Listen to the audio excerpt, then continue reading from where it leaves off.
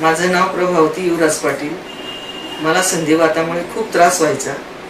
मी आयुर्वेदाची औषधं घेतली. जळगावला छापेकर डॉक्टर म्हणून त्यांचे घेतले. जवळजवळ 2 वर्ष ती ट्रीटमेंट चालली. फरक काही पडायचा नाही. मग जडीबुटीवाल्यांकडची औषधं घ्यायला सुरुवात केली. त्या जडीबुटीवाल्यांमध्ये इकडे स्टेरॉइड असेल असं सगळ्यांची कल्पना असेल, म्हणून माझ्या हातापायांना खूप सूज यायला लागली. कळलं नाही की काय होतंय मला.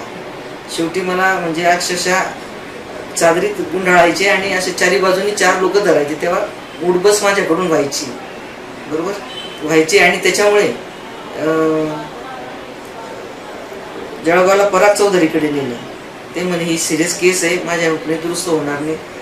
तिथून जे हॉस्पिटलला मुंबईला गेले. तिथेही मी 15 दिवस राहिले. त्यांच्याही काही लक्षात येईना काय होतंय बुवा यांना. खूप चेकअप चालले, रक्त लगवी सगळं तपासायचं.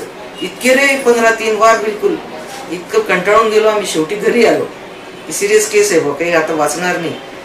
घरी आलो. घरी आल्यानंतर मग ते आजूबाजूचे लोक पाहायला येतातच आपल्याला. ते म्हणायचे की बुवा इथले डॉक्टरांना दाखवून बघू.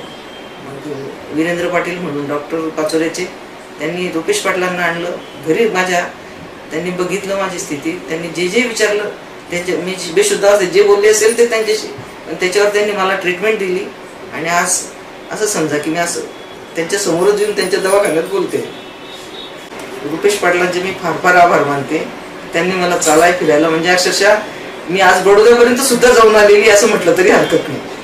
बडोदा फिरून आली, आज त्यांच्या दवाखान्यात आलेली आणि आज त्यांच्या समोरच बोलते की हे मी इतकं त्यांनी मला बरं केलेलं आहे बुवा.